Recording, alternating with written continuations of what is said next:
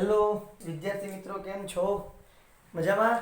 Okay, તો સરસ મજાની આપણે sp3 સંકરણની વાત કરી છે. વધારે સમય નહીં બગાડતા ડાયરેક્ટ sp2 સંકરણ એટલે કે આપણે ઇથિનનું બંધારણ જોવાનું હતું. બરાબર, કાલે આપણે ઇથેન જોયું હતું, CH3 આની વાત કરેલી હતી ગઈકાલે.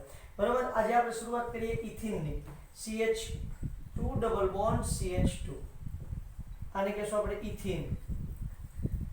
બહુ જ ઇન્ટરેસ્ટિંગ વાત છે અને બહુ અગત્યની પણ છે. બરાબર, મેં તમને ગઈકાલે કીધું એમ કે ભાઈ આમાંથી લોટ્સ ઓફ ટાઈમ ક્વેશ્ચન પૂછાઈ પણ ગયેલા છે, તો આપણે એ વસ્તુને ધ્યાનમાં રાખીને આગળ વધશું. કઈ રીતે સાહેબ હોય છે ઇથિનનું બંધારણ, જરા અમને સમજાવો. તો પહેલા તો જો મેં અહીંયાનું સરસ મજાનું બંધારણીય સૂત્ર લખી નાખ્યું છે. એનું સૂત્ર શું થાય ખબર છે? C2H4. C2H4 એનું અણુસૂત્ર થશે. હવે અહીંયા પણ મધ્યસ્થ પરમાણુ તરીકે હાઇડ્રોજન ક્યારે શક્ય છે એની એટલે કોણ હશે? કાર્બન. તો અહીંયા બે કાર્બન છે, કાર્બન અને કાર્બન. તો જે હું એક કાર્બનની વાત કરતો હશે કે સાથે સાથે બીજા કાર્બનની થતી જ જતી હશે. બરોબર છે, જેમ ગઈકાલે મેં તમને ઇથેનમાં બતાવ્યું હતું એ રીતે. તો અહીંયા કાર્બન છે, કાર્બનની ધરાવસ્થામાં ઇલેક્ટ્રોન રચના 1s2 2s2 2p2 છે. બરોબર છે. અહીંયા તો આપણે હિલિયમ લઈ લઈએ, હિલિયમ કોર. અહીંયા આવશે ચિતાર સ્વરૂપમાં લખીએ એટલે 2 ઇલેક્ટ્રોન અને અહીંયા બે જગ્યાએ એક એક ઇલેક્ટ્રોન થશે. જ્યારે કાર્બન તમારું ઉત્તેજિત અવસ્થામાં આવે ત્યારે શું થશે? તો કે બીજા બે ઇલેક્ટ્રોન છે એ બે ઇલેક્ટ્રોનમાંથી એક ઇલેક્ટ્રોન ઉત્તેજિત થઈ અને ક્યાં જશે? તો કે ભાઈ તમારા અહીંયા ખાલી જે p કક્ષક છે એની અંદર જશે. એટલે 4 અબંધકારક ઇલેક્ટ્રોન યુગ્મ બની ગયા. હવે અહીંયા ગઈકાલની વાત છે એટલી કોમન હતી. હવે શું થાય છે? તો કે જ્યારે ઇથિનની રચના બને ત્યારે બંધમાં 3 કક્ષકો જ ભાગ લે છે. સાહેબ ચોથી અર્ધપૂર્ણ ભરેલી છે, તમારી ભૂલ નથી થતી ને? નહીં, નથી થતી. માત્ર આ 3 જ કક્ષકો ભાગ લે છે. તો એક s પ્રકારની અને બે p પ્રકારની, એટલે આ સંકરણને કેવું કહેશું? sp2 સંકરણ. સાહેબ તો આ અર્ધપૂર્ણ ભરેલી છે એનું શું થાય છે? કહું છું શું થાય છે એ કહું છું, હમણાં સમજાવું એટલે તમને સમજાઈ જશે. તો સેમ ટુ સેમ બીજો જે કાર્બન હશે એમાં પણ આ જ ઘટના જોવા મળી છે. એટલે સંકરણ કયું બનશે? sp2 સંકરણ. કેટલી કક્ષકો ઉત્પન્ન થશે? 1 2 અને 3. 3 કક્ષકોનું સંમિશ્રણ થાય તો ઉત્પન્ન થતી કક્ષકો કેટલી હોય? 3. એટલે 3 કક્ષકો સમાન શક્તિ અને સમાન આકાર ધરાવતી 3 કક્ષકો ઉત્પન્ન થશે. તો આ તમારો કાર્બન મધ્યસ્થ પરમાણુ છે. એવી જ રીતે આ પણ કાર્બન મધ્યસ્થ પરમાણુ છે. એની અંદર કક્ષકોનું સંમિશ્રણ થયું છે બેટા. એટલે 3 કક્ષકો સમાન શક્તિ અને સમાન આકાર ધરાવતી 3 કક્ષકો ઉત્પન્ન થઈ છે. આ રે બરોબર છે. અહીંયા પણ સમાન શક્તિ અને સમાન આકાર ધરાવતી 3 કક્ષકો ઉત્પન્ન થઈ હશે. આ સાહેબ આ રે 3 કક્ષકો. હવે જે તમારી ચોથી કક્ષક છે કે જેને સંકળમાં ભાગ લીધો નથી એ અર્ધ ભરાયેલી છે ને, એ પણ અહીંયા જ રહેશે. પહેલા તો હું તમને આજે દર્શાવી દઉં. જો તો જો સરસ મજાની આ તમારી જે 3 કક્ષકો છે કે જે સંકરણ પામી અને ઉત્પન્ન થયેલી છે એટલે આપણે સંકર કક્ષકો છે. બરાબર, તો અહીંયા શું થશે? આ બંને અર્ધ ભરાયેલી કક્ષકો બંધ ધરી ઉપર એકબીજા સાથે જોડાઈ જશે. એટલે એક તો કયો બંધ બનાવી લેશે બેટા? સિગ્મા બંધ બનાવી લેશે. બાકીની વધેલી જે 3 સંકર કક્ષકો છે એ શું કરશે? તો કે હાઇડ્રોજનની વિરુદ્ધ સ્પિન ધરાવતી 1s કક્ષક સાથે જોડાશે અને આવડે કેટલા બંધ બનશે? CH સિગ્મા બંધ બનશે. કેટલા? તો કે એક કાર્બન સાથે 2 CH સિગ્મા બંધ. એવી જ રીતે અહીંયા પણ 2 CH સિગ્મા બંધ બને છે. જો એકબીજા સાથે સંમિશ્રણ પામેલી હોય એવું દેખાય છે તમને? આ સર દેખાય છે. હવે સંકરણમાં ભાગ ન લીધો હોય એવી જે આખી, જો કે આખી કક્ષકો છે બેટા, આ બધી કક્ષકો કેવી હશે? આખી જ હશે. બરાબર છે, પણ ગૂંચળું ન થાય એટલા માટે મેં સિંગલ દર્શાવી છે. અહીંયા પણ આખી જ કક્ષકો હશે બધી, આ પણ આખી જ હશે અને આપણે ઓલરેડી નાની દર્શાવીએ છીએ. બરાબર, હવે જુઓ અહીંયા એક બંધમાં ભાગ ન લેતી હોય એવી કક્ષક અને બીજી એક બંધમાં ભાગ ન લેતી હોય એવી કક્ષક અહીંયા નીચે હશે. આ સાહેબ હશે.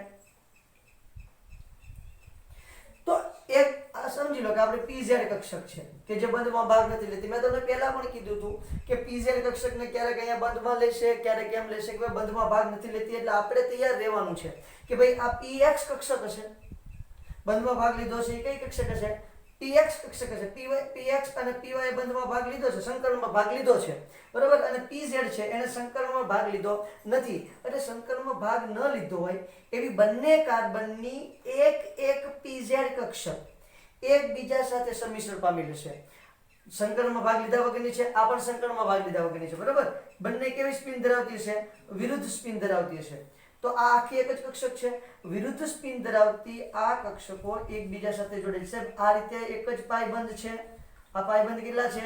એક જ છે, પણ આખી કક્ષકનો મેં દર્શાવ્યો છે કારણ કે મેં તમને ઓલરેડી પહેલા જ દર્શાવ્યું કીધું હતું કે એ કઈ રીતે જોડે છે, ઉપર અને નીચે. બંધ ધરી હશે, સમજો કે આ તમારી બંધ ધરી છે, તો બંધ ધરીની ઉપરથી જોડાશે અને બંધ ધરીની નીચેથી જોડાશે. બરોબર? એટલે બંધ ધરીની ઉપર અને નીચેથી એકબીજા સાથે જોડાય અને કેવો બંધ બનાવે છે? તો કે એકબીજા સાથે સંમિશ્રણ પામશે. સાઈડમાં સંમિશ્રણ પામશે, એટલી બધી સંમિશ્રણ નહીં પામે, આ રીતે પામશે.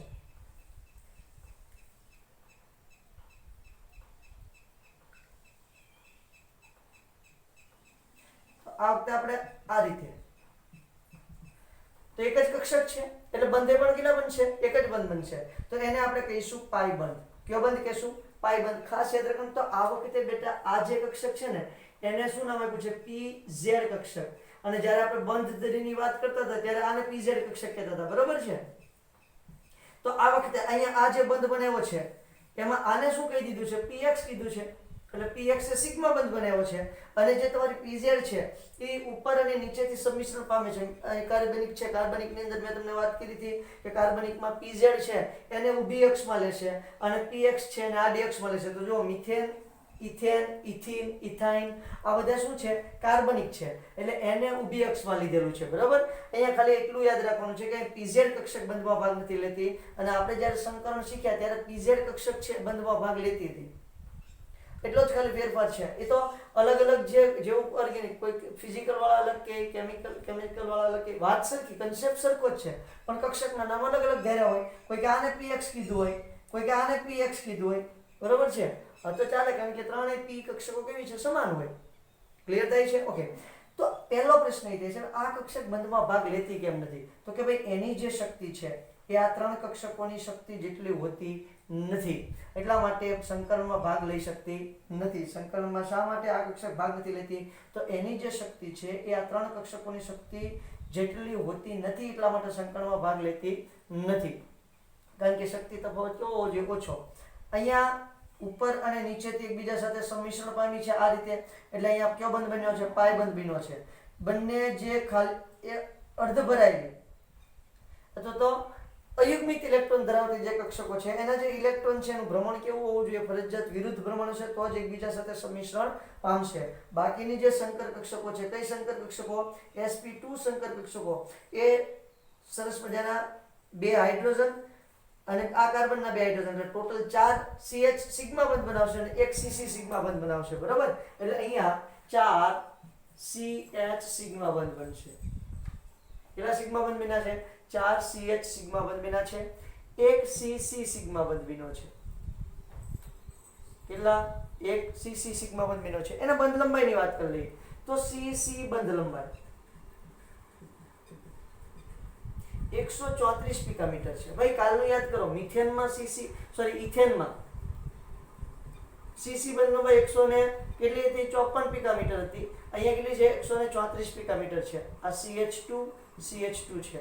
એટલે અહીંયા દ્વિબંધ છે. તો એનો મતલબ એવો થાય કે જેમ બંધ ક્રમાંક વધે એમ બંધ લંબાઈ ઘટે. આ તો બરાબર છે સાહેબ, આપણે ઓલરેડી વાત કરી ચૂક્યા છીએ આ ચેપ્ટરમાં જ. જેમ બંધ લંબાઈ વધે એમ બંધ ક્રમાંક ઘટે અને જેમ બંધ ક્રમાંક વધે એમ બંધ લંબાઈ ઘટે. બંધ ક્રમાંક વધે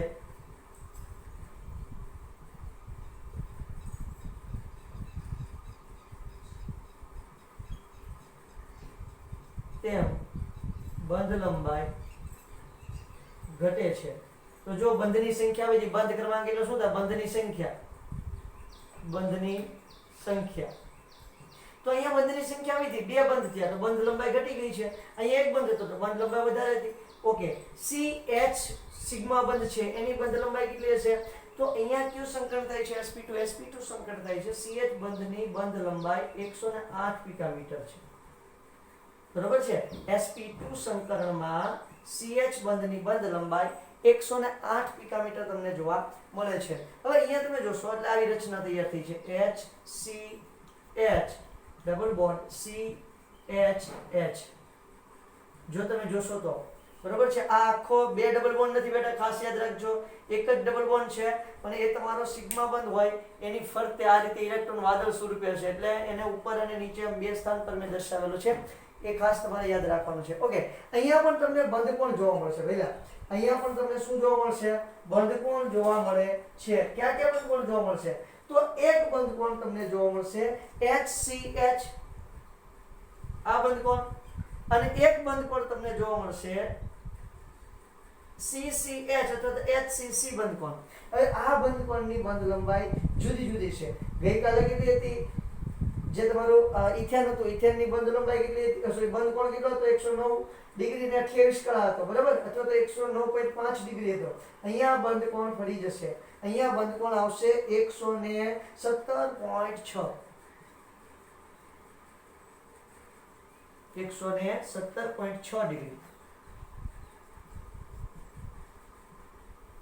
બરોબર છે. 120 બંધકોણ જે થવો જોઈએ, 120 માંથી બંધકોણ સહેજ ઘટી જશે, 117.6 ડિગ્રી થશે. અને ઉપરનો બંધકોણ જે છે 121, અહીંયા ઘણી વખત 121.7 લખે છે ભાઈ, 121.7 ડિગ્રી લખે છે અને 121 ડિગ્રી પણ લખે છે.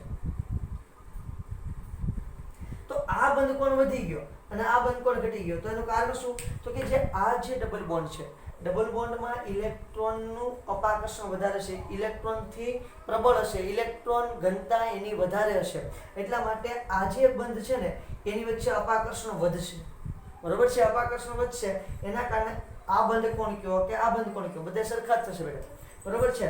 આ બંધકોણ તમે જોવા જાવ તો એ 121 ડિગ્રી નો જોઈએ, એમાં કઈ ફેરફાર નહીં થઈ જાય. બે સામસામે આ બંધકોણ કયો તો 121 ડિગ્રી છે, આ પણ 121 ડિગ્રી જશે. આ બંધ તમે જોશો તો 117.6 ડિગ્રી જશે, બરોબર. એટલે આ બધા જ બંધકોણ જે મેં તમને આ બંધકોણ અને આ બંધકોણ જે દર્શાવ્યા છે એનું માપ ફિક્સ હોય. આનો આકાર કેવો થશે? કેવો થશે? ત્રિકોણ. ત્રિકોણીય પિરામિડલ નહીં કે સમતલીય ત્રિકોણ. અને સમતલીય ત્રિકોણ કેવા છે? બરોબર છે. કેવા છે? સમતલીય ત્રિકોણાકાર હશે. ક્લિયર થાય છે આખી વાત? તો આ રીતે જ્યાં તમને દ્વિબંધ દેખાય ત્યાં તમારે આ આકાર મૂકી દેવાનો છે. સ્ક્રીનશોટ લઈ લો, આગળ વધીએ બેટા. ઓકે, વેલ, ત્યાંથી પછી આપણે આગળ વધીએ તો હવે જોઈએ છીએ ઇથાઇન, બરોબર છે. ઇથાઇનમાં, ઇથાઇન એટલે શું આવશે? ટ્રિપલ બોન્ડ આવશે. કાર્બન કાર્બન વચ્ચે શું આવશે? ત્રિબંધ આવશે. C, triple bond C, H અને H. એને આપણે C2H2 એવી રીતે પણ લખી શકીએ છીએ. આની અંદર હવે આપણે જોવાનું છે સરસ મજાનું સંકરણ. વેલ, તો અહીંયા શું થાય? તો કે સર જ્યારે ટ્રિપલ બોન્ડ આવે એટલે એક વસ્તુ તમારે કાયમ યાદ રાખવાની છે કે ત્યાં તમને સંકરણ sp જોવા મળશે. કાર્બન કાર્બન વચ્ચે ત્રિબંધ આવે, કાર્બન કાર્બન વચ્ચે ત્રિબંધ આવે એટલે આંખો બંધ કરી અને તમારે કયું સંકરણ લખી નાખવાનું છે? sp સંકરણ. શું ઘટના બનશે? તો એક કાર્બનની ઘટના લખતો જાઉં છું, બીજા કાર્બનની સાથે સાથે જ બનશે. કાર્બન તેની ધરાવસ્થા છે. કઈ અવસ્થા છે? ધરાવસ્થા અથવા તો ભૂમિ અવસ્થા. વેલ, 1s2 2s2 2p2. અહીંયા આપણે જોવા જઈએ આ તો અંદરની કક્ષા છે એટલે એનો આપણે કોઈ ચિંતા કરવાની છે નહીં. અહીંયા આપણે જોવા જઈએ તો 2 ઇલેક્ટ્રોન અને અહીંયા કેટલા ઇલેક્ટ્રોન તમને જોવા મળશે? 2 ઇલેક્ટ્રોન. હવે તમારો કાર્બન છે એ ઉત્તેજિત અવસ્થામાં આવે છે, ઉત્તેજિત અવસ્થા, બરાબર છે. તો એમાં પણ 6 ના 6 જ કાર્બન હોય, કાર્બનમાં કોઈ જાતનો ફેરફાર થશે નહીં. પણ શું થશે? 1s2 પણ એમનો રહેશે, જેને આપણે હિલિયમ કોર કહીએ છીએ, જે અંદરની કક્ષા છે. બહારની જે 2s કક્ષક છે એ બહારની 2s કક્ષકમાંથી એક ઇલેક્ટ્રોન ઉત્તેજિત થઈ અને અહીંયા જતો રહેશે. એટલે ક્યાં જતો રહેશે? p કક્ષકની અંદર, જેને આપણે px, py અને pz કાર્બનિકમાં આ રીતે નામ આપશું. હવે શું થાય છે કે અહીંયા તમારી સંકરણની અંદર આ બે કક્ષકો જ ભાગ લે છે બેટા, બરોબર છે. એક s પ્રકારની અને એક p પ્રકારની, એક s પ્રકારની અને એક p પ્રકારની, બે જ કક્ષકો સંકરણમાં ભાગ લે છે. એટલે સંકરણ કયું બનશે? sp સંકરણ. બે કક્ષકો છે એ સંકરણમાં ભાગ લીધા વગરની બાકી રહી જાય. તમને ક્વેશ્ચન પૂછે કે આ બે કક્ષકો શા માટે સંકરણમાં ભાગ લેતી નથી? તો રીઝન શું છે? તો કે ભાઈ એની શક્તિ વચ્ચે મોટો તફાવત હોય છે. એટલે કે જે આવડી સંકરણમાં ભાગ લે છે એ કક્ષકો અને સંકરણમાં ભાગ ન લેતી કક્ષકો વચ્ચે શક્તિનો કેવો તફાવત હોય છે? મોટો તફાવત હોય છે. આપણે સંકરણની શરત શું કીધી છે? શક્તિનો તફાવત ખૂબ નહિવત હોવો જોઈએ, અથવા તો બંનેની શક્તિ લગભગ કેવી હોવી જોઈએ? સમાન. પણ અહીંયા ઘટના એવી બનશે કે આની શક્તિ વધારે છે, જ્યારે આની શક્તિ ઓછી હશે, સંકરણમાં ભાગ લેશે નહીં. બરોબર છે. ઓકે વેલ, તો હવે શું થાય, બીજા કાર્બનમાં પણ સેમ ટુ સેમ આ ઘટના બની હશે. તો કેટલી સંકૃત કક્ષક ઉત્પન્ન થઈ, સમાન શક્તિ અને સમાન આકાર ધરાવતી બે સંકૃત કક્ષકો ઉત્પન્ન થાય. તો બે સંકર કક્ષક ઉત્પન્ન થાય છે, સમાન શક્તિ અને સમાન આકાર ધરાવતી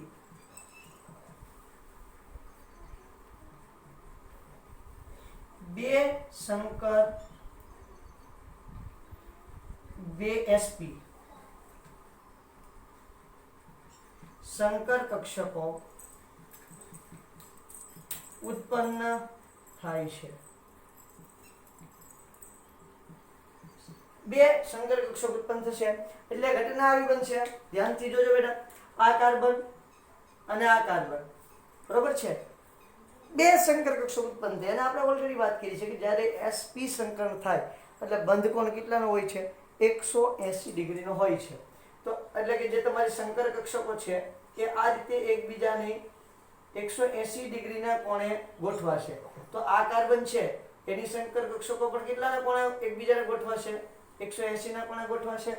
બે કક્ષકો જે છે એને સંકરણમાં ભાગ લીધો નથી, બરાબર છે. આ જે બે કક્ષકો છે એને સંકરણમાં ભાગ લીધો નથી. ક્યાં ભાગ નથી લીધો બેટા, સંકરણમાં ભાગ લીધેલો નથી. બે જ કક્ષકોએ સંકરણમાં ભાગ લીધો છે એટલે બે કક્ષકો ભાગ લે તો સમાન આકાર અને સમાન શક્તિ ધરાવતી કેટલી કક્ષકો ઉત્પન્ન થાય, બે. જેટલી કક્ષકો સંકરણમાં ભાગ લે નવી એટલી જ કક્ષકો ઉત્પન્ન થશે. તો અહીંયા તમને સરસ મજાનું સંકરણ જોવા મળે છે. હવે જો જે તમારી સંકરણ પામેલી કક્ષકો છે એમાંની એક sp સંકર કક્ષક બીજા કાર્બનની sp સંકર કક્ષક સાથે સંમિશ્રણ પામે છે, બંધ ધરી પર સંમિશ્રણ પામે એટલે કયો બંધ બને, સિગ્મા બંધ. જેનું સંમિશ્રણ બંધ ધરી પર થાય એ સિગ્મા બંધ બને અને જેનું સંમિશ્રણ બંધ ધરીની ઉપર અને નીચે થાય, દેખાય છે અહીંયા સંમિશ્રણ થયું ઉપર અને નીચે, એ કયો બંધ બનાવશે, પાઈ બંધ બનાવશે. તો બંધ ધરી પર બંધ ધરી પર સંમિશ્રણ થાય એ કેવો બંધ બનાવશે, સિગ્મા બંધ બનશે. ક્લિયર થાય છે આખી વાત. તો અહીંયા જુઓ આ રીતે બંધ બને. અહીંયા તમે ધ્યાન કરો તો સેમ ટુ સેમ તમને આ ઘટનાને રિપીટ થતી દેખાશે. તો કે જે સંકરણ પામેલી કક્ષકો છે એનું બંધ ધરી પર સંમિશ્રણ પામે સિગ્મા બંધ બને છે. અહીંયા બાકી રહેલી એક એક ઇલેક્ટ્રોન ધરાવતી અથવા તો અયુગ્મિત ઇલેક્ટ્રોન ધરાવતી કક્ષક હાઇડ્રોજનની 1s કક્ષક સાથે સંમિશ્રણ પામે છે એટલે આ બંધ પણ કેવો હશે, સિગ્મા બંધ. ક્લિયર થાય છે. હવે શું થાય છે તો કે જે બંધમાં ભાગ નથી લીધેલો, સોરી સંકરણમાં ભાગ નથી લીધેલો એવી કક્ષકોનું સંમિશ્રણ બંધ ધરીની ઉપર અને નીચેની બાજુએ થશે. આ બંધ ધરી છે એની ઉપર અને નીચેની બાજુએ સંમિશ્રણ થાય છે. તો બંધ ધરીની ઉપર અને નીચેની બાજુ સંમિશ્રણ થાય એને કેવું સંમિશ્રણ કહેવાય, એને કેવો બંધ કહેવાય, પાઈ બંધ કહેવાય. દેખાય છે. તો તમારા કેટલા પાઈ બંધ રચાય, જો આ આખો એક જ છે બેટા, આપણે પહેલા કીધું આ ઉપર અને એક જ કક્ષક છે, એક જ કક્ષક છે એટલે બંધ પણ કેટલો હશે, એક. દેખાય છે તમને આ રીતે, આ અને આ બે બ્લેક લાઈન જે દોરેલી છે તે, એટલે એક ઈ પાઈ બંધ છે અને એક પાઈ બંધ આવડો છે લાલ લાઈન વાળો, બરોબર છે. એટલે ટોટલ કેટલા પાઈ બંધ બન્યા, બે. એટલે તમારો જે કાર્બન કાર્બન છે એની વચ્ચે 3 બંધ બને છે. 3 બંધમાંના 2 પાઈ બંધ છે અને એક બંધ કયો છે, સિગ્મા બંધ છે. પછી અહીંયા જે હાઇડ્રોજન સાથે જોડાય એ બંધ પણ કયો છે, સિગ્મા બંધ છે. તમને કોઈ પૂછી નાખે કે ઇથાઇનની અંદર કેટલા સિગ્મા બંધ અને કેટલા પાઈ બંધ છે તો તમે ઝડપથી કહી શકો કે ટોટલ 2 પાઈ બંધ અને 3 સિગ્મા બંધ છે. આ પણ ગણવાના ને, મેં આખા સંયોજનનું કીધું. ઇથાઇન એવો શબ્દ હતો, કાર્બન કાર્બન વચ્ચે નથી પૂછ્યું, બરોબર છે. તો 3 સિગ્મા અને 2 પાઈ બંધ. આખી વાત ક્લિયર થઈ બેટા? બહુ સીધી છે, બહુ સિમ્પલ વાત છે, પણ સમજ માંગી લેવી છે. બહુ અગત્યની વાતો છે કે જે સંકરણમાં ભાગ નથી લેતી એ કક્ષકો પાઈબંધ બનાવશે અને સંકરણમાં જેટલી કક્ષકો ભાગ લે છે એ બધી કયો બંધ બનાવે છે, સિગ્મા બંધ બનાવે છે. એટલી વાત ક્લિયર થઈ ગઈ હોય તો આપણે આગળ વધીએ, નવો ટોપિક લઈ આવીએ છીએ. હવે મસ્ત મજાની વાત કરવાની છે. થોડુંક નવો પ્રકારનો બંધ આવ્યો છે, થોડુંક ઇન્ટરેસ્ટિંગ બંધ આવ્યો છે, બરોબર, જેને નામ છે PCl5. PCl5 નામનું જે સંયોજન છે એની અંદર જે સંકરણ થાય છે અને એની અંદર કયા પ્રકારે બંધ બને છે એની મસ્ત મજાની વાતો કરવાની છે, બરોબર? બહુ ઇન્ટરેસ્ટિંગ છે બેટા, ખાસ ધ્યાન આપજો. શું એની અંદર જોવાનું છે એ પણ જોઈ લઈએ. હા, હું એક જરાક કહેતા ભૂલી ગયો છું કે ભાઈ તમારું જે C triple bond C H અને H આની અંદર સંકરણ થાય છે sp. આ બંધ પણ કેટલાનો હોય છે? 180 ડિગ્રીનો હોય છે, બરાબર? હવે આ અંતર જે છે એ હોય છે 120 પિકામીટર. આ યાદ રાખજો, બરાબર? C ડબલ બોન્ડ C હોય તો 134 પિકામીટર, C સિંગલ બોન્ડ C હોય તો 154 પિકામીટર. જ્યારે આ કેટલું હોય છે? 120 પિકામીટર અંતર હોય છે. પછી બીજી વાત કે આ જે CH બંધ લંબાઈ છે એ હોય છે 107 પિકામીટર સમથિંગ. ખાસ યાદ રાખવાનું છે. મિથેન હોય તો મિથેનમાં CH 112, પછી ઇથેનમાં CH 110, ઇથિનમાં CH 108 અને ઇથાઇનમાં CH 107. આ મિથેન, આ ઇથેન, આ ઇથિન અને ઇથાઇન. આની વિશે ડિટેલમાં તો આપણે ચેપ્ટર નંબર 13 ની અંદર જોવાનું છે, બરોબર? પણ અત્યારે ખાલી તમારે યાદ રાખવાનું છે આ ચાર પ્રકારના જે CH બંધ બને છે એની બંધ લંબાઈની વાત કરેલી છે. ઘણી વખત પૂછી નાખે છે આવા ક્વેશ્ચન, એટલા માટે તમને સમજાવું છું. વેલ, ત્યાંથી આગળ વધીએ. આપણે PCl5 ની અંદર વાત કરવાની છે. શું કહે છે PCl5 ની અંદર? તો જુઓ સાહેબ, પહેલા તો એની અંદર મધ્યસ્થ પરમાણુ કોણ હશે? P કે Cl5. તો જેની વિદ્યુત ઋણતા ઓછી હશે એ મધ્યસ્થ પરમાણુ હશે. જેની વિદ્યુત ઋણતા ઓછી એ તમારો મધ્યસ્થ પરમાણુ બનશે. તો વિદ્યુત ઋણતા કોની ઓછી છે? તો કે P. ફોસ્ફરસની વિદ્યુત ઋણતા ઓછી હોય છે. ઓકે, ફોસ્ફરસની ઇલેક્ટ્રોન રચનાની જરાક વાત કરીએ તો ફોસ્ફરસ છે તમારો મધ્યસ્થ પરમાણુ છે. ધરા અવસ્થા જોઈએ, ધરા અવસ્થા. ચલો, ધરા અવસ્થામાં ફોસ્ફરસ છે એની ઇલેક્ટ્રોન રચના નિયોન કોર 3s2 3p3. આવી ઇલેક્ટ્રોન રચના છે ધરા અવસ્થામાં. ઇલેક્ટ્રોન રચના આ રીતે થાય એટલે અહીંયા 2 ઇલેક્ટ્રોન છે અને અહીંયા કેટલા ઇલેક્ટ્રોન છે? એક અયુગ્મિત ઇલેક્ટ્રોન આવેલા છે. અને જે 3d કક્ષક છે એ 3d કક્ષક કેવી હશે? ખાલી. d કક્ષક કેટલી હોય? 5. તો એ બધી 5 કેવી હશે? ખાલી હશે. હવે જ્યારે તમારો ફોસ્ફરસ ઉત્તેજિત અવસ્થામાં આવે,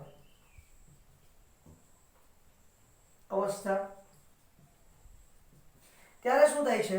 ત્યારે ફોસ્ફરસની ઇલેક્ટ્રોન રચના કઈક આવી બને છે, ફોસ્ફરસ સ્ટાર, બરોબર છે? નિયોન તો રહે જ છે. આ 3s કક્ષકમાંથી એક ઇલેક્ટ્રોન ઉત્તેજિત થઈ અને 3d કક્ષકમાં જતો રહેશે. તો એનો મતલબ એમ છે કે અહીંયા 3s 3p અને 3d આ ત્રણની વચ્ચે શક્તિનો તફાવત કેવો હશે? ઓછો. હા, તો ઓછો છે ને ભાઈ. 3 એક જ શક્તિ સ્તરમાં આવેલી છે એટલે ઓછો. હા, છે જ, તફાવત હશે પણ કેવો હશે? ઓછો તફાવત જોવા મળશે. એટલે એક ઇલેક્ટ્રોન ઉત્તેજિત થઈ અને ક્યાં જતો રહે છે? તો કે ભાઈ તમારી 3d કક્ષકની અંદર એક ઇલેક્ટ્રોન જતો રહે છે. કઈ રીતે જાય છે સાહેબ, અમને જરાક સમજાવો.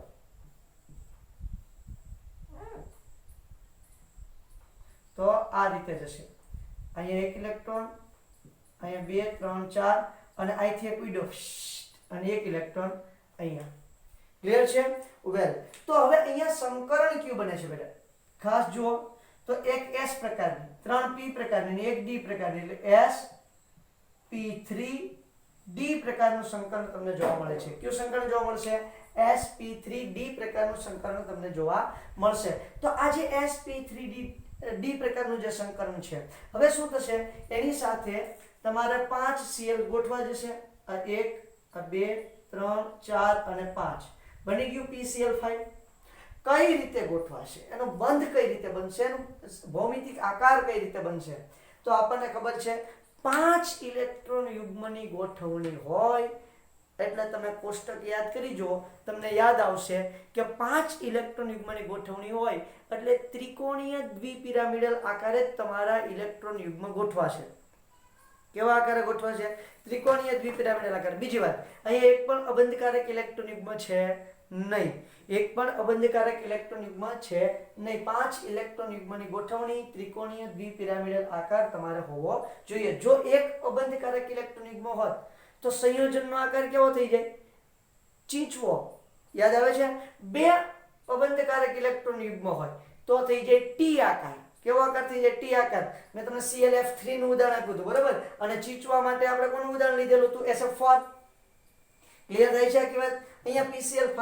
હવે કઈ રીતે ગોઠવાય છે? તો કે આ જે 5 p કક્ષકો જે શંકર કક્ષકો છે, 5 sp3d શંકર કક્ષકો છે, આ sp3d શંકર કક્ષકોના 5 ના આકાર સમાન હોતા નથી અને 5 ની ગોઠવણી પણ સમાન હોતી નથી. કઈ રીતે ગોઠવાય છે? તો એમાંની 3 કક્ષકો છે એ એક જ સમતલમાં ગોઠવાય છે. કેટલા સમતલમાં ગોઠવાય છે? એક સમતલમાં ગોઠવાય છે. 5 sp3d શંકર કક્ષકમાંની 3 કક્ષકો છે એ એક જ સમતલમાં ગોઠવાય છે. તો થોડી ગૂંચ થઈ જશે બેટા, એટલે હું લીટા દ્વારા દર્શાવું એને, બરાબર? જેથી કરીને ગૂંચળો ના થઈ જાય. તો આ તમારો p, આ એક કક્ષક, આ બીજી કક્ષક અને આ ત્રીજી કક્ષક એક જ સમતલમાં ગોઠવાય છે. આ વસ્તુ સમજાય છે બેટા તમને? યસ સર, અમને સમજાય છે. હવે આ 3 જે ગોઠવણી થઈ છે ને, આ અક્ષ પર નથી. આ 3 એક જ સમતલમાં છે એટલે ત્રિકોણ જેવો આકાર દેખાય છે. આ તો તમને દેખાય છે ત્રિકોણ આકાર છે, સમતલ એ ત્રિકોણ આકાર. એક કેવો હોય છે? સમતલમાં હોય, એક જ સમતલમાં હોય. સમજો કે આ સમતલ છે તેમાં જ હોય, અંદરની સાઈડ કે બહારની સાઈડ હોતું નથી. અને આ અક્ષ પર છે નહીં. કેવી રીતે નથી? તો કે આ એક પણ કક્ષક તમારી અક્ષ પર નહીં હોય, એટલે અક્ષ પર ન હોય એને વિષુવવૃત્તીય કક્ષકો કહે છે. અને આ બંધ બને એને વિષુવવૃત્તીય બંધ કહે છે. વિષુવવૃત્તીય બંધ, બરાબર છે? અહીંયા 3 જગ્યાએ કોણ હશે? Chlorine, chlorine, chlorine. બાકીની 2 જે કક્ષકો બાકી રહી છે એ અક્ષીય હશે. એક સમતલની ઉપર અને એક સમતલની નીચે, એટલે અક્ષ પર આવી રહેશે. એટલે અહીંયા જે બંધ બનશે ક્લોરીનનો, એ કેવો બંધ બનશે? અક્ષીય બંધ બનશે. કેવો બંધ બનશે? અક્ષીય. અક્ષીય બંધ. અહીંયા સાઈડમાં લખું છું કારણ કે આપણે આકૃતિ દોરવાની છે. અક્ષીય બંધ. હવે બીજી વસ્તુ યાદ રાખજો કે આજે તમારી એક જ સમતલમાં આવેલી જે કક્ષકો છે વિષુવવૃત્તીય કક્ષકો, આ વિષુવવૃત્તીય કક્ષકો વચ્ચે અપાકર્ષણ ઓછું હશે. કેવું છે અપાકર્ષણ ઓછું? એટલે એની વચ્ચેનો બંધ કોણ 120 ડિગ્રીનો હશે. જ્યારે અહીંયા અપાકર્ષણ વધારે હશે, અક્ષ પર અપાકર્ષણ ઇલેક્ટ્રોન વચ્ચેનું અપાકર્ષણ વધારે હશે, એટલે આ બંધ લંબાઈ વધારે હશે, આ બંધ લંબાઈ ટૂંકી હશે. આ બંધ કોણ 90 ડિગ્રી બનશે. એક જ સમતલમાં જે બંધ કોણ બને છે એ 120 ડિગ્રીનો બને છે અને સમતલની ઉપર અને નીચે જે બંધ કોણ બને છે એ 90 ડિગ્રીના બંધ કોણ બને છે. બીજી વસ્તુ, આ બંધ કેવો છે? લાંબો. કેમ? કેમ કે અપાકર્ષણ વધારે છે. આ બંધ આના કરતા ટૂંકો હશે. ઓકે, હવે આકારની વાત કરીએ. આકાર બને છે, ધ્યાન આપજો બેટા, ત્રિકોણીય દ્વિપિરામિડલ આકાર બને છે. આ એક પિરામિડ ઉપરની તરફ દેખાય છે, ત્રિકોણાકાર પિરામિડ દેખાતો હોવો જોઈએ બેટા, જોઈ લ્યો. ઓકે, નીચેની તરફ બતાવું છું બીજો ત્રિકોણીય પિરામિડ. આ 1, આ 2 અને અહીંથી આવે છે આ 3. તો 2 પિરામિડ બન્યા છે ઉપર અને નીચે, એટલે આ આખો સંયોજનનો આકાર છે એને બોલાય ત્રિકોણીય દ્વિપિરામિડલ. ત્રિકોણીય દ્વિપિરામિડલ. ત્રિકોણીય દ્વિપિરામિડલ આકાર બનાવે છે. ક્લિયર થાય છે આખી વાત? તો આ સરસ મજાનો ત્રિકોણીય દ્વિપિરામિડલ આકાર જે અક્ષ પર છે અથવા તો અક્ષીય બંધ જે બનાવે છે, એ અક્ષીય બંધ છે એનો બંધ કોણ 90 ડિગ્રી છે. વિષુવવૃત્તીય બંધ જે બને છે એ વિષુવવૃત્તીય બંધ છે એનો બંધ કોણ કેટલો છે? 120 ડિગ્રી છે. ત્રિકોણીય દ્વિપિરામિડલ આકાર છે. સંકરણ થાય છે sp3d. કયું સંકરણ થાય છે? sp3d. જ્યાં તમને ત્રિકોણીય દ્વિપિરામિડલ આકાર જોવા મળે ત્યાં તમારે આંખો બંધ કરી અને કયું સંકલન લખી નાખવાનું છે? sp3d સંકલન તમારે લખી નાખવાનું છે. કોઈ પણ જાતની શંકા કુશંકા રાખ્યા વગર. દરેક ખૂણા પર કોણ જોડાયેલું છે? ક્લોરીન જોડાયેલું છે. દરેક ખૂણા પર તમે જોશો તો ખ્યાલ આવશે કોણ જોડાયેલું છે બેટા? ક્લોરીન તમને જોડાયેલું દેખાશે. અહીંયા અહીંયા અહીંયા અહીંયા ને અહીંયા. વચ્ચે મધ્યસ્થ પરમાણુ કોણ છે? તમારો ફોસ્ફરસ છે. કોણ છે મધ્યસ્થ પરમાણુ? ફોસ્ફરસ. ક્લિયર? તો આ છે તમારા PCl5 ની અંદર બંધની વાતો. ત્યાંથી આપણે આગળ વધવું છે SF6 માં. ક્યાં જવું છે? SF6 માં. હવે જોઈએ SF6 એ બાજુમાં જ બંધ બનાવી નાખું છું બેટા, બરોબર? SF6 ની અંદર આ થોડું ભૂસી કાઢું છું એટલે આપણું કામ પતી જશે. ચલો વેલ, જોવાનું છે SF6 ની અંદર સંકરણ જોવું છે, બરોબર છે. SCl6 પણ લ્યો, કોઈ વાંધો નથી. SF6 લ્યો તો પણ કોઈ પ્રોબ્લેમ નથી. SF6 ની અંદર બંધ કયા પ્રકારનો બને છે તે, જો કે સિગ્મા બંધ જ બને છે. અને બીજું એનો ભૌમિતિક આકાર, ખાસ કરીને સંકરણ જે છે એ ભૌમિતિક આકાર નક્કી કરવા માટે ખાસ ઉપયોગી છે, બરોબર. ચલો બેન, તો આપણે જોઈએ જરાક SF6 એટલે તમારે જોવા જશો તેમાં મધ્યસ્થ પરમાણુ કોણ બને, ફ્લોરિન કે સલ્ફર? તો સલ્ફર મધ્યસ્થ પરમાણુ બનશે. સલ્ફર જે છે એની ધરા અવસ્થામાં ઇલેક્ટ્રોન રચના, સલ્ફરનો પરમાણુ ક્રમાંક 16 છે, એટલે અહીંયા આવશે નિયોન કોર 3s2 3p4 અને 3d કેવી હશે, ખાલી હશે. 3s2 3p4 અને 3d કેવી હશે બેટા, ખાલી હશે. ધ્યાન રાખજો, અહીંયા જરા મજા આવશે, બરોબર છે. અહીંયા આવે છે ઉત્તેજિત અવસ્થા. પરમાણુ ક્રમાંક તો 16 જ રહે, પણ શું થશે તો કે એની અંદરની કક્ષાના જે ઇલેક્ટ્રોન છે, અહીંયા આપણે જોઈએ તો અહીંયા 2 ઇલેક્ટ્રોન, અહીંયા કેટલા ઇલેક્ટ્રોન હશે, 4 ઇલેક્ટ્રોન આ રીતે હશે. વેલ, અને 3d જે છે એ કેવી હશે, ખાલી હશે, આ રીતે. હવે અહીંયા તમે જોવા જશો એટલે નિયોન કોર તો અંદર આવશે. ત્યાંથી આગળ વાત કરીએ, આ 3s, આ 3p અને આ 3d.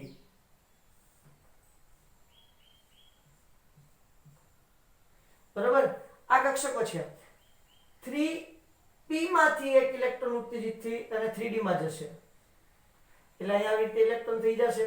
ઓકે, અને 3s માંથી પણ એક ઇલેક્ટ્રોન ઉત્તેજિત થશે બેટા, અને એ પણ ક્યાં જશે, 3d માં જશે.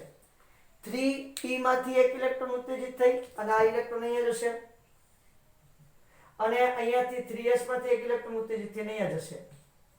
ક્લિયર થઈ છે કે વાત? એટલે તમારું સંકર આ 3p અને આ 3d, તો સંકરણ કયું થાય, s પ્રકારની 1, p પ્રકારની 3 અને d પ્રકારની કેટલી કક્ષકો ભાગ લે છે, 2. એટલે સંકરણ થશે sp3d2. કયું સંકરણ થશે, sp3d2 પ્રકારનું સંકરણ તમને જોવા મળશે. sp3d2 પ્રકારનું સંકરણ થાય, ટોટલ કક્ષકો કેટલી થાય, 1 2 3 4 5 6 કક્ષકો થાય. એટલે એની સાથે 6 ફ્લોરિન તમારા જોડાઈ જશે. આ રહ્યો, આ 1, આ 2 3 4 5 અને 6. આ 6 ફ્લોરિન વિરુદ્ધ ઇલેક્ટ્રોન ભ્રમણ ધરાવતા 6 ફ્લોરિન પરમાણુ જોડાઈ અને શું બનાવે છે, SF6 પ્રકારનું સંયોજન બનાવે છે. તો ઇલેક્ટ્રોન યુગ્મ કેટલા થયા, 6 ઇલેક્ટ્રોન યુગ્મ થયા બેટા. યાદ કરો 6 ઇલેક્ટ્રોન યુગ્મ હોય એટલે શું બને, તો કે તમારા ઇલેક્ટ્રોન યુગ્મની ગોઠવણીનો આકાર અષ્ટફલકીય બને. આ તમારો મધ્યસ્થ સલ્ફર પરમાણુ, અહીંયા ફ્લોરિન, અહીંયા ફ્લોરિન, અહીંયા ફ્લોરિન, અહીંયા ફ્લોરિન. એક જ સમતલની અંદર 4 ફ્લોરિન પરમાણુ આવી ગયા. ઓકે, એક ફ્લોરિન સમતલની ઉપર અને એક ફ્લોરિન સમતલની નીચે. Is that clear? તો આવી રીતે તમારા 6 ફ્લોરિન સાથેના જે ઇલેક્ટ્રોન યુગ્મ છે એ ગોઠવાઈ ગયેલા તમને જોવા મળશે. એ કેવો બંધ બને છે, અહીંયા પણ સહસંયોજક બંધ બને છે, અહીંયા પણ સહસંયોજક બંધ બને છે. હવે તમે આ બધા ફ્લોરિનને એકબીજા સાથે જોડી દો.